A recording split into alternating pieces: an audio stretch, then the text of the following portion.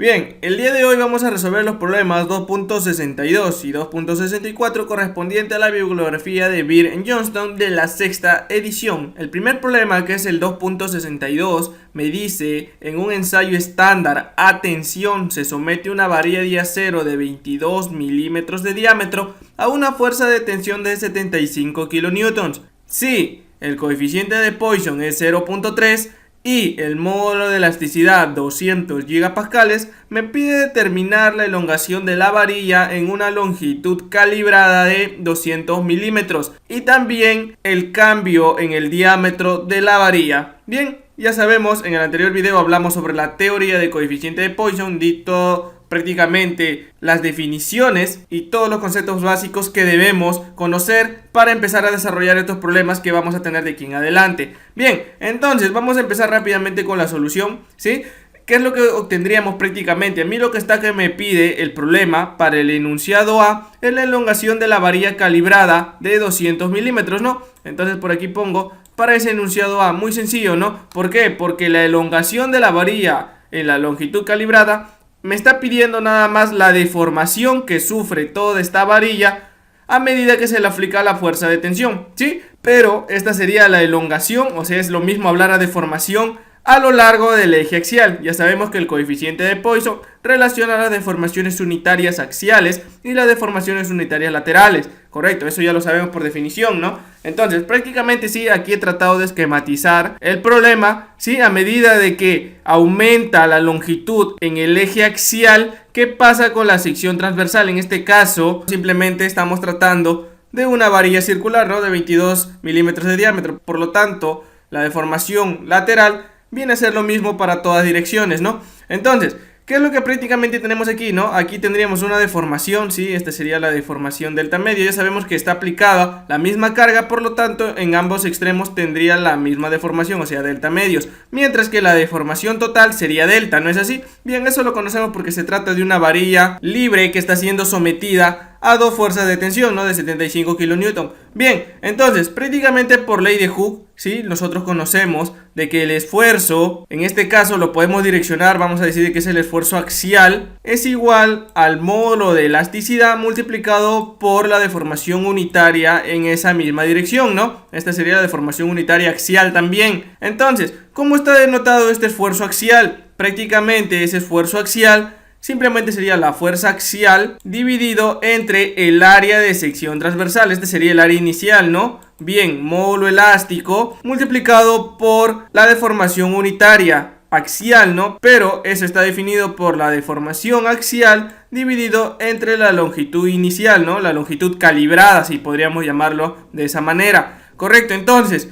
¿qué pasa aquí prácticamente? Lo que me está pidiendo el problema es esta elongación en esa longitud calibrada, ¿sí? Porque mira, aquí me está dando esa longitud calibrada de 200 milímetros. Entonces, prácticamente aquí, esto ya es muy conocido, así que simplemente quería hacerlo recordar, ¿sí? Si despejamos aquí la deformación axial, porque eso es lo que me pide el problema, me quedaría lo siguiente: sería la fuerza axial multiplicado por la longitud inicial, o sea, la longitud calibrada, dividido entre el área de sección transversal multiplicado por el módulo elástico. Correcto, esta sería mi deformación axial, o sea, cuánto se deforma esta varilla en la misma dirección que se le aplica estas fuerzas de 75 kilonewton, ¿no? Entonces aquí lo único que hay que hacer es reemplazar datos, ¿no? Entonces, a ver, lo que tendríamos por aquí: fuerza axial, conocemos que la fuerza axial es aquella que se dirige a lo largo de su eje longitudinal, ¿no? Bien, entonces aquí tendríamos cuánto es la fuerza axial en todo ese eje, sería 75 kilonewton, ¿no?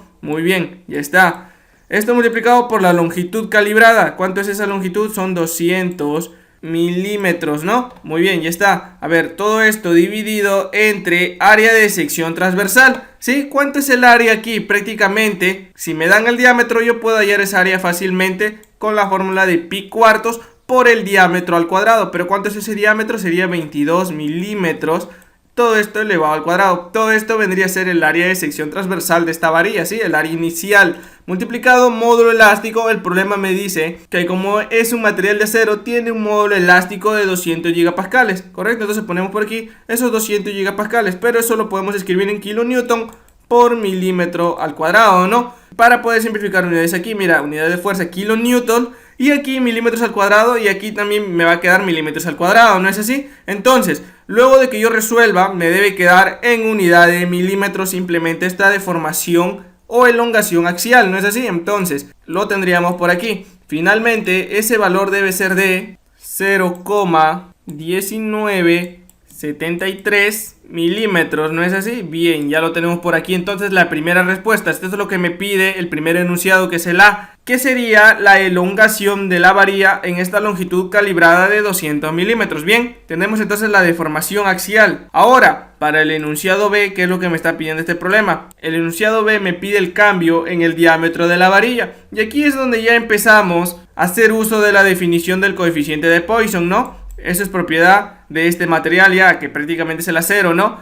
Entonces, ¿cómo está denotado ese coeficiente de Poisson? Sería aquí menos, ¿sí? Aquí me quedaría aquí arriba, es la relación entre la deformación unitaria lateral entre la deformación unitaria axial, ¿correcto? Ya está. Pero si recordamos, ¿cómo está denotada una deformación unitaria? Sí, esa deformación unitaria está denotada simplemente por la deformación dividido entre la longitud inicial. Entonces, yo puedo obtener aquí cuánto sería esa deformación unitaria axial, ¿no es así? ¿Por qué? Porque conozco la deformación axial, ¿sí? Sería 0,1973 milímetros, ¿correcto? Y está esto dividido entre la longitud inicial. ¿Cuánta es esa longitud inicial calibrada? Son 200 milímetros, ¿no? Bien, entonces tenemos por aquí. Mira, recordamos de que aquí prácticamente es adimensional esta deformación unitaria, ¿no? O podemos también tratarlo en milímetros por milímetro, ¿no? Bueno, finalmente entonces me debe dar esta deformación unitaria axial un valor de 9,865 por 10 a la menos 4, correcto. Mira, tenemos por aquí esa deformación unitaria axial. Ahora, vamos a reemplazar esos datos aquí en esta relación de Poisson, ¿no? ¿Cuánto me dice el problema que debe ser el coeficiente de Poisson para este material? Sí, me dice que debe ser de 0,3, correcto, y está. Esto tiene que ser igual ahora menos deformación unitaria lateral. En este caso no la conozco, ¿no? Pero esa deformación unitaria lateral, sí, mira, aquí estamos tratando con una sección transversal circular, ¿correcto? Entonces, mira, a ver, déjame graficarlo más o menos de esta manera. Sí, esa sección transversal circular. Entonces, ¿cómo estaría denotado esa deformación unitaria lateral? Simplemente sería la variación de su diámetro dividido entre el diámetro inicial, ¿correcto? Esa sería la deformación unitaria lateral. Mientras que la deformación unitaria axial ya lo he denotado por aquí, ¿no? Deformación axial entre longitud inicial, o también podría escribirlo así como variación de la longitud, ¿sí? Longitud axial dividido entre la longitud inicial. Bueno, también es lo mismo, ¿no? Y para esto ya tenemos el valor. ¿Cuánto sería este valor? Lo hemos hallado, que es de 9,865 por 10 a la menos 4. Mira, si pasamos a multiplicar esto al primer miembro, ¿sí? Si lo pasamos a multiplicar, me debe dar un valor de 2,9595, ¿no? Y bien, podemos pasar ese negativo también aquí al primer miembro de una vez. Multiplicado por 10 a la menos 4, ¿no es así? Muy bien, y esto debe ser igual, a ver, variación de su diámetro dividido entre el diámetro inicial. ¿Pero cuánto es el diámetro inicial? Simplemente sería 22 milímetros, correcto, y está. Entonces, ¿quién le da las unidades al cambio de longitud del diámetro? Simplemente estos 22 milímetros, ¿no? ¿Sí? Estas unidades de aquí. Entonces, lo único que me queda sería despejar. Finalmente, entonces, a ver por aquí. Finalmente, ese cambio en el diámetro de la varilla debe darme un valor de 6,51 por 10 a la menos 3 milímetros. Pero ¿qué signo me debe quedar? Sí, mira, aquí me debe quedar en signo negativo, ¿no? ¿Y qué me indica ese signo negativo? Prácticamente el signo negativo me indica de que el diámetro ha disminuido su longitud, ¿no? Porque inicialmente, a ver, voy a tratar de graficarlo de esta manera, ¿sí? Inicialmente esta es la sección transversal y lo podemos denotar por aquí, ¿no? Entonces, ¿qué pasa una vez de que se alarga su longitud? O sea, una vez que se le somete a la fuerza de tensión de 75 kN. En el eje axial aumenta su longitud, ¿sí? Y eso lo podemos observar aquí. Esta sería la deformación axial, que ha aumentado en 0,1973 milímetros. Pero, como ya expliqué en la teoría, ¿qué pasa con la sección transversal? En este caso, la deformación lateral disminuye su longitud, o sea que prácticamente, sí, aquí sí lo podemos observar, luego de que se aplique esa carga, finalmente va a tener un diámetro mucho más pequeño. ¿Correcto? Ya sabemos que es una mínima variación, pero igual ocurre esa variación. Entonces, prácticamente este signo negativo me indica eso, de que se ha reducido su diámetro con respecto al diámetro inicial. ¿En cuánto se ha reducido? En 6,51 por 10 a la menos 3 milímetros. ¿Sí? Entonces, finalmente damos aquí como respuesta esta variación de diámetro. Entonces tendríamos por aquí la deformación axial de esa varilla y también la variación de su diámetro. Menos 6,51 por 10 a la menos 3 milímetros.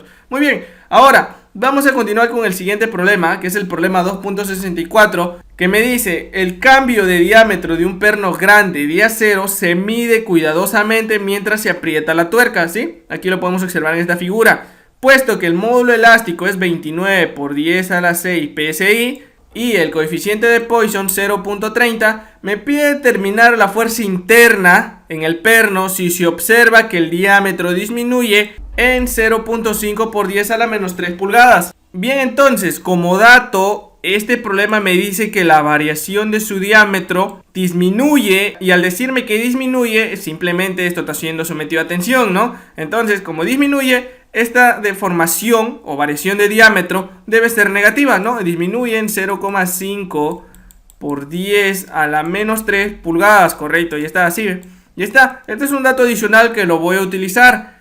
Muy bien, entonces vamos a empezar rápidamente con la solución de este problemita. Si recordamos, lo que me pide es la fuerza interna en el perno, ¿no? Y aquí he tratado de esquematizar prácticamente lo que ocurre luego de que se aprieta. Prácticamente trata de tensionar esta varilla mientras que alarga su longitud, ¿sí? Y al alargar su longitud, ¿qué pasa con la sección transversal? Esta disminuye, ¿no es así? Entonces, al disminuir, es por eso que tenemos esa variación de diámetro negativa. Entonces, esto es simplemente fácil de calcular, ¿no? Primeramente vamos a hacer uso de ese dato que es la variación del diámetro, que me dice que es menos 0,5 por 10 a la menos 3 pulgadas, correcto. Entonces, ¿cómo está denotado esa deformación unitaria lateral? ¿Sí? Porque el diámetro está en función de la sección transversal, correcto. Entonces esto debe ser igual a ¿quién? A la variación del diámetro dividido entre el diámetro inicial, ¿no? Esto entonces vendría a ser la deformación unitaria lateral.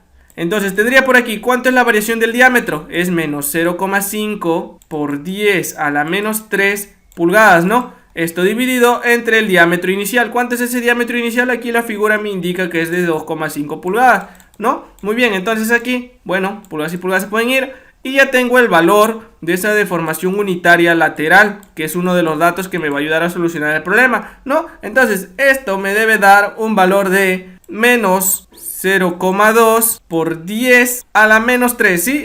Sin unidades, o podemos poner también pulgadas por pulgada. Bien, entonces tengo por aquí el valor de esa deformación unitaria lateral. ¿Qué es lo que hago ahora? Simplemente tengo que hacer uso del coeficiente de Poisson, ¿sí? ¿Y por qué prácticamente empiezo en ese orden? Porque mira, si recordamos por ley de Hooke, ese esfuerzo, ¿sí? El esfuerzo axial estaría dado por el módulo elástico multiplicado por la deformación unitaria axial, ¿correcto? Entonces, este esfuerzo lo conozco, ¿no? Sería la fuerza interna, que es la que me pide este problema, ¿no? La fuerza interna en el perno, dividido entre el área de sección transversal. Ahí está mi incógnita, ¿no? Entonces, el módulo elástico lo conozco, el área de sección transversal también lo voy a conocer, y lo único que me haría falta sería conocer la deformación unitaria axial, ¿sí? Es por eso de que empiezo en este orden. Entonces, el coeficiente Poisson estaría dado por menos la deformación unitaria lateral dividido entre la deformación unitaria axial, ¿sí? Entonces, ¿cuánto es el valor de coeficiente Poisson? El problema me dice que es de 0.30, ¿no? Entonces lo podemos colocar aquí de una vez.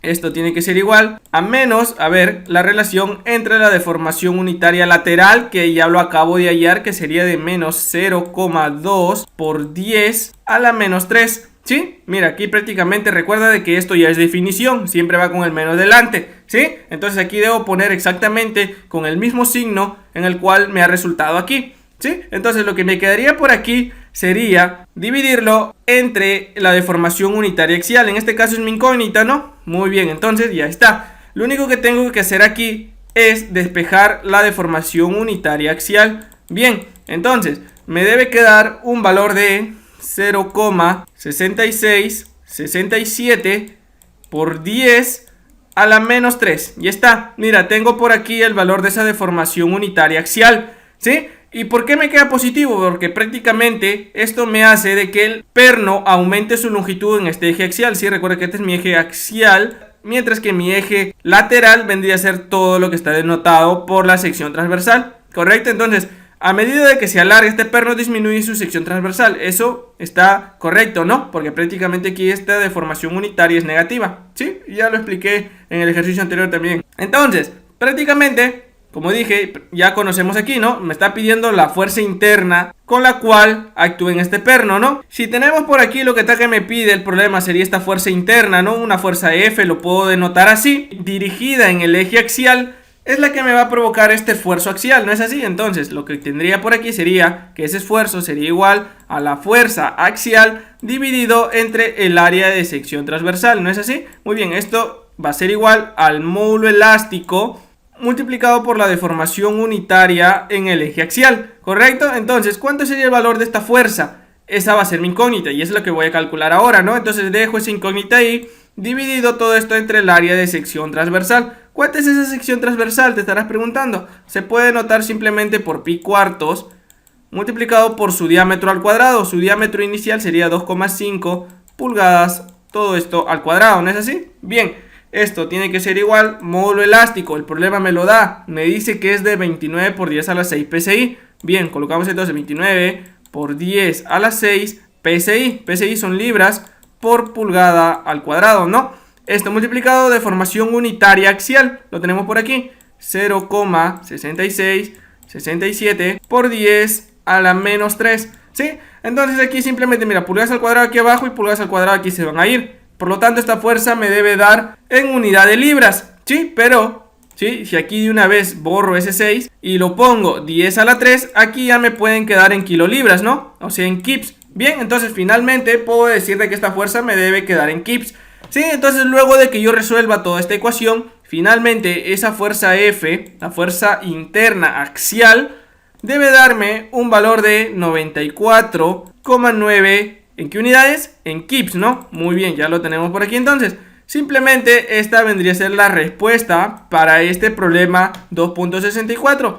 Son aplicaciones un poco sencillas, se podría decir así, las cuales involucran un poco de definición, ¿sí? Y hay que tener muy en cuenta este signo negativo, ¿sí? Entonces, hasta aquí llegamos con esta solución. A ver, aquí también podemos denotar prácticamente de que esta fuerza axial vendría a ser una fuerza de tensión, ¿sí? Porque el elemento al momento que se aprieta esta tuerca está siendo tensionado. Bien, entonces, hasta aquí llegamos con la solución de estos dos problemas, 2.62 y 2.64.